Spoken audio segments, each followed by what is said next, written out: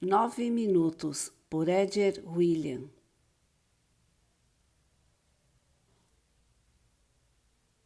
Página 1. Primeiro, idioma da arte. Um pé humano gigante ameaçava sair pelo canto inferior esquerdo da pintura. A cabeça do bicho, que parecia humano, era ínfima em relação ao corpo. O corpo parecia se esquivar dos olhares curiosos e tinha uma boca microscópica. A boca dizia alguma coisa, mas Lua não conseguia ouvir. Para ela, tratava-se apenas de uma pintura qualquer, cujo nome jamais esqueceria. Àquela época, não se importou com a explicação apática da professora, que fingia dar aulas, enquanto os alunos fingiam estudar e, fingindo, todos perdiam parte de suas almas para o descaso existencial. Deixou-a falando com os outros alunos e caminhou para a esquerda, no intuito de ver outras pinturas. O museu estava cheio delas. As pinturas falavam um idioma que Lua não entendia. O tempo coseu o conhecimento de Lua, branda e lentamente. Na universidade, deparou-se novamente com aquele pé, mas dessa vez ela devorou o quadro, o período, os artistas. Deglutiu a diégese de cada elemento não revelado no primeiro contato, ocorrido na adolescência, quando, junto de sua turma, visitou uma exposição com réplicas das obras modernistas no Museu Oscar Niemeyer e viu pela primeira vez Abaporu. Na universidade, apaixonara-se pela rebeldia do movimento e a paixão se tornou obsessão. O movimento, que mundialmente teve como embaixadora a bendita gravura que falava um idioma de signos desconhecidos, fora tema de seus artigos na graduação, pós-graduação, mestrado e doutorado.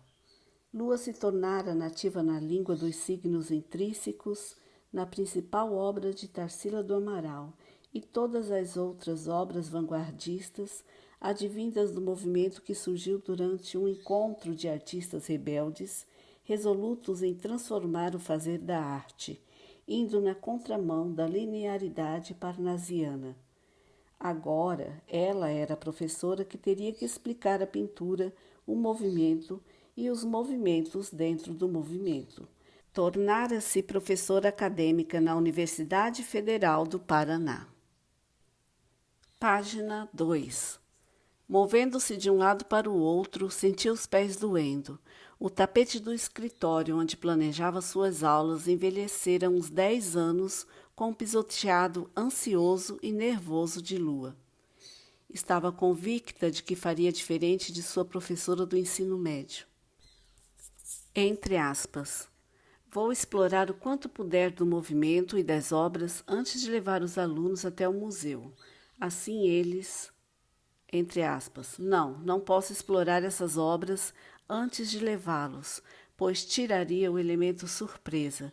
Seria, como dizem, inadmissíveis spoilers, S-P-O-I-L-E-R-S. Entre aspas, maldito paradoxo. Recuso-me a repetir o mesmo equívoco pedagógico da dona senhora professora Lia, L-Y-A-H. Entre aspas, por pouco, eu jamais teria me apaixonado pelo pé humano no corpo quase. Fecha aspas. Inferno, disse, deixando a voz lhe furtar o silêncio. Continuou, entre aspas, como irei transmitir a paixão que tenho hoje por esse quadro, por esse... E se eu, de algum modo, introduzisse esses acadêmicos dentro das obras? Mas como eu faria isso? Não sei. Você só entendeu a obra e o movimento depois de se sentir Abapuru. Sim, mas isso foi algo muito particular. Preciso fazer algo que mude a vida desses alunos. Algo que os façam apaixonarem-se, talvez não pelos pés, mas pelo conceito, quem sabe. Você percebe que está meio doida, não é? Ah, me deixe. Eu não sou a única a falar sozinha comigo mesma, ou que trata a mim mesma na terceira pessoa. Não me refiro a isso. Do que dizes, então, maluca? Entre aspas, dessa sua obsessão em ser uma boa professora, para quê? A educação é uma instituição falida, qualquer coisa que fizeres dará no mesmo de fazer nada. Essa tralha desses novos professores, a maioria saem da faculdade piores a cada safra, descompromissados, claro, devido à desvalorização gradativa da profissão. Acabou, Jéssica? Vai usar meme da década passada? Dinossaura. Fecha aspas. Lua vira os olhos para si, buscando atingir a versão de si que não mais acreditava na educação. Defendeu com veemência a si o seu próprio ponto de vista para se convencer de que estava no caminho certo. Entre aspas, não importa quantos acadêmicos saem professores desmotivados da universidade para ministrarem aulas enfadonhas e medíocres no ensino básico. Importa-me quantos professores motivados e preocupados com o poder da transformação da educação eu posso formar.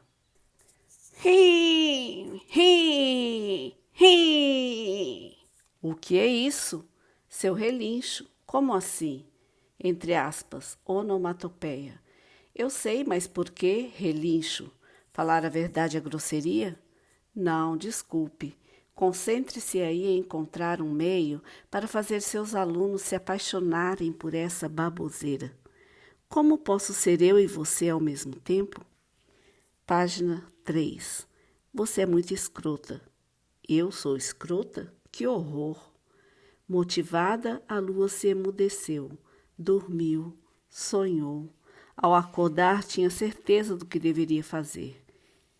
Mirou-se no espelho ao escovar os dentes e sorriu. Página número 4. Segundo, ironias na avenida. A família tradicional brasileira de classe média, estupidamente induzida a acreditar que fazia parte da elite do país, com seus carros financiados até o ano da morte do patriarca, paravam no sinaleiro entre as ruas General Mário Tourinho e Rua Padre José de Anchieta. Não bastasse a ironia do encontro de ruas que tinham nomes de um militar e um religioso, Curitiba pegava fogo. Curitiba é sempre fria e insensível, nublada e chorosa. Um sol escaldante, no entanto, se apresentava em mais uma ironia e fazia com que os carros trafegassem de janelas abertas. A Curitiba fria parecia ter se cansado do cheiro de mofo exalado dos quartos dos pobres e resolveu convocar o sol, fazer a purificação do ar. Abre aspas. O diabo deve estar tomando algum drink aqui por perto, fecha aspas, pensou Laico, chateado com a má sorte de estar panfletando divulgações de apartamentos que ele imaginava nunca poder comprar. Com um sorriso treinado durante algumas horas pela recrutadora de equipe, ele caminha em direção aos carros estacionados à espera do sinal verde para seguirem em frente. Ao se aproximar do primeiro da fila da faixa do meio, o vidro da janela sobe e ele sequer pôde oferecer o panfleto. Vira-se para trás para oferecer ao carona do carro preto da faixa direita. A senhora de meia idade arqueia uma das sobrancelhas em sinal de desdém, fazendo com que Laico perdesse o sorriso e a coragem de oferecer um exemplar, mas era o seu serviço. R$20 por hora. Ficaria ali por mais 3 horas para receber, no final da tarde, R$60. Àquela altura já tinha recebido muitos nãos. Dos 25 carros estacionados no sinaleiro, conseguiu entregar o material de divulgação dos apartamentos a 2 pessoas. O sinal abriu. Foi a vez de a garota que entregava panfleto do Mac Fast Food, MCFAST-FOOD, Mac Fast Food, caminhar entre os carros parados no sinaleiro da Padre Anchieta para entregar uma promoção sobre o veneno alimentício que estava em promoção naquela semana. Página 5. Laico não conhecia a garota que trabalhava no sinaleiro ao lado, mas tinha por ela enorme pena, a mesma pena que tinha de si, entre parênteses, se não fosse ainda maior. Nos templos do capitalismo, com suas inúmeras lojas repletas de coisas inúteis ao consumo dos humanos, mas muito desejadas por eles, abre parênteses, lugar onde Laico e a garota esporadicamente entravam para comer um veneno de promoção, já que para os venenos mais apurados, cheios de molhos e ingredientes cancerígenas, não tinham dinheiro, fecham parênteses. Habitava o suprassumo do desejo de ambos. Odiavam não ter dinheiro para comprar o que vendiam, sempre que quisessem. Contudo, não imaginavam um mundo sem o capitalismo. Ali parado, olhando os carros seguirem o curso na General Tourinho, desejou estar em um daqueles carros e estacionar no Parque Birigui, que ficava a algumas quadras dali. O parque repleto de árvores, lago e pessoas bonitas caminhando e andando de patins seria um lugar maravilhoso para passar aquela tarde iluminada, no abrigo da sombra de qualquer árvore. Possivelmente, o parque era o destino de vários daqueles carros que carregavam a falida tradicional família brasileira, que de tradicional não tem nada, cujos patriarcas e matriarcas estão no segundo casamento ou mantêm duplo relacionamento. Laico tinha nojo da moral que os brasileiros conservadores fingiam defender, construída nos pântanos de hipocrisia em que se banhavam. Adorava seus amigos gays e pretos e quengas, detestáveis aos olhos da sociedade, com os quais costumava se reunir para tomar, entre aspas, bera com vina. Abre parênteses, como os curitibanos chamam a cerveja com cachorro quente, fecha parênteses. Nada mais pobre do que bera com vina, mas era o que eles tinham para calçar o estômago enquanto conversavam e brincavam de, entre aspas, verdade ou desafio. Sentia-se hétero, porém não se importava de beijar seus amigos e amigos de amigos nos desafios dos jogos, em seus encontros juvenis. De certo modo, Laico era feliz, todavia lhe faltava algo: dinheiro. O sol que os curitibanos tanto amam cozia o couro de sua cabeça, que estava sobre belos cabelos cacheados, que por sua vez estavam sob um boné da construtora que havia terceirizado seu serviço.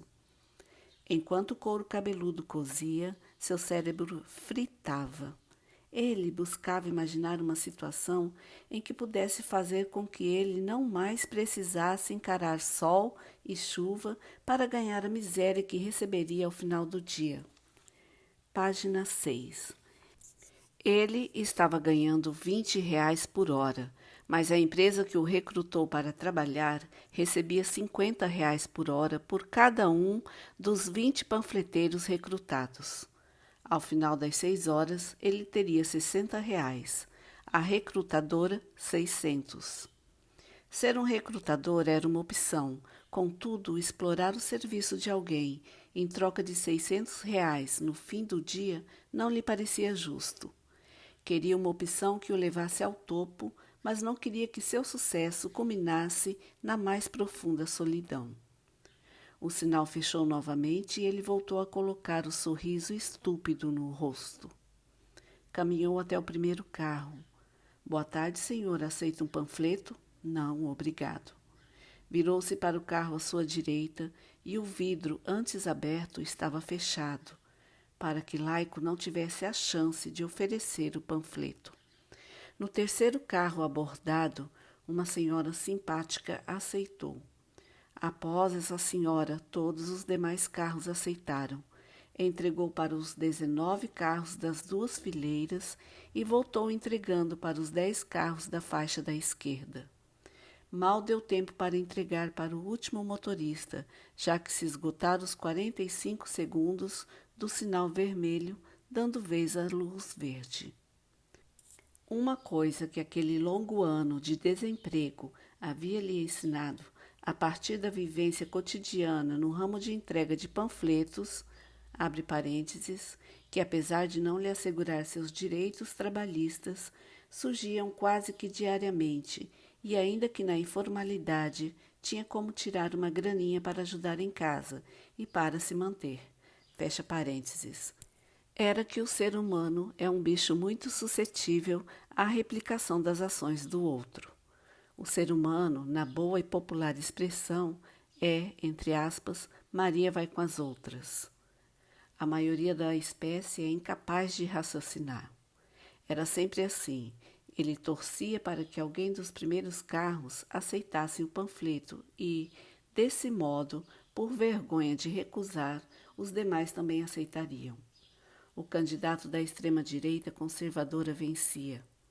Enquanto esperava o sinaleiro obrigá-lo a trabalhar novamente, um panfleteiro do candidato, que representava a opressão e o conservadorismo, chegou para aproveitar o início do fluxo dos carros que estavam viajando para cidades vizinhas para divulgar o número 17. O número que representaria um imenso retrocesso para os avanços sociais que o país custou a conquistar e que iriam para o ralo. Página 7. O panfleteiro do coiso, entre aspas, assim era chamado o infeliz nas redes sociais. Aliás, a eleição era marcada por uma mais que expressiva campanha na internet. A TV e o rádio não tiveram tanta influência no resultado. Chamavam-no de coiso, pois assim como em Harry Potter, brilhante saga de livros de J.K. Rowling, que tinha um personagem cujo nome os demais personagens não pronunciavam para não lhe dar força, evitava-se dizer o nome do candidato para que ele não tivesse o ibope dos que não o apoiavam. Voltando, o panfleteiro do coiso era negro, com traços e trejeitos homossexuais. Um negro que, assim como o pardo laico não tinha emprego, um negro pobre e possivelmente gay estava trabalhando para um candidato homofóbico, racista, misógino e representante do mercado. Um negro e um pardo divulgavam coisas que movimentavam a roda do infortúnio. Boa tarde. Opa, tudo beleza? Beleza. Está bom o movimento de carros? Sim, uma média de 25 a 30 por parada. Legal. Você vai ficar até que horas? 21 horas. E você? 18 horas. Tenso, né? Diz olhando para os panfletos na mão do colega de informalidade. O quê? Termos que divulgar, eu, um produto que não posso comprar. Você, um candidato que não dá para votar. Fale por você, querido. Eu voto 11. Entre parênteses, era 17. Um atrás do outro é mais gostoso. Não, você está brincando, exclama, com o mais compreensível espanto de quem tem o mínimo de bom senso e conhecimento de mundo. Laico não era um cara muito estudioso, não por ser irresponsável, mas por ter que desde os 15 anos trabalhar para ajudar em casa. Não estava na faculdade, pois não tinha dinheiro para custear uma, e nem tinha passado no vestibular da Universidade Federal do Paraná. Página 8. Mesmo não sendo intelectual, era um ávido pesquisador de tudo que se pode imaginar no Google e ele sabia que votar no 11 era um suicídio social. Estou não. O garoto com os cachos protegidos sob o boné não se conformou no que acabara de ouvir, mas o sinal ficou vermelho e ele teve que abrir o mais triste de seus sorrisos para entregar os panfletos. Não entregou nenhum. O garoto panfleteiro do candidato, com moral e propostas escusas, no entanto, conseguiu entregar para poucos menos da metade dos carros parados. Enquanto sorria, o coração de Laico batia com arritmia. Estava afoito, entristecido, refletiu sobre a ignorância humana. Abre aspas. Senhor, Deus da minha insolência, mantenha minha boca calada. Nem conheço esse cara, mas já fiquei enojado. Como que um cara preto, que certamente é gay, que é pobre, vai votar em um cara que não gosta de preto? já que ele faz comparação de preto com animais. Não gosta de gay, pois já disse que prefere um filho morto do que um filho gay. Não gosta de pobre, já que em entrevista disse que vai cortar os direitos dos trabalhadores para lhes garantir trabalho? Respire, laico. Vieste com respeito até no nome. Não seja grosseiro com ele. Quem sabe consegues mudar o voto desse pobre diabo. Fecha aspas. Procurou se posicionar no lado oposto do colega quando o sinal ficou verde. Enquanto os carros voltaram a trafegar e o garoto de quem sequer sabia o nome, abre parênteses, mas quem já desprezava, fecha parênteses, estava na calçada do outro lado da rua. Por 45 segundos refletiu sobre como continuar a conversa no intuito de mostrar ao rapaz que ele era uma barata aplaudindo um chinelo prestes a destruí-lo. Abre aspas. Ignorar um suicídio social de alguém é tão criminoso quanto exterminar os direitos desse quase ninguém. Fecha aspas.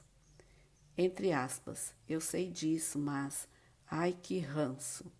Entre aspas, chega a ser paradoxal a reflexão sobre a ignorância, já que todos somos um pedaço dela. Nós somos a ignorância. Entre aspas, não vou fazer nada. Deixa esse tosco votar no coiso. Ele não vai vencer mesmo, perderá no segundo turno. Entre aspas, quando um membro da sociedade perde até o respeito por si, precisa ser lembrado de que no poço da ignorância, o conhecimento é a corda. Você precisa entregar a corda para essa pobre criatura. Entre aspas, tudo bem. Terminou de oferecer os panfletos e caminhou em direção ao rapaz, que aparentava ter uns 18 anos. Calor infernal, né? Disse, puxando assunto. Página 9. Sim, muito. Você dizia que vai votar no coiso. O nome dele é... Eu sei o nome dele, porém prefiro não pronunciar. Mas... Ouça, olhe para mim. Sim, estou olhando. O que você vê? Um rapaz que eu acho que tem a mesma idade que a minha. O que mais? Um rapaz negro. Sim, o que mais? Não sei, acho que isso. Ah, e você é lindo, com todo respeito. Riu. Obrigado pelo lindo, mas faltou você dizer que eu sou pobre. Todavia, minha condição heterossexual me faz melhor que você? O quê?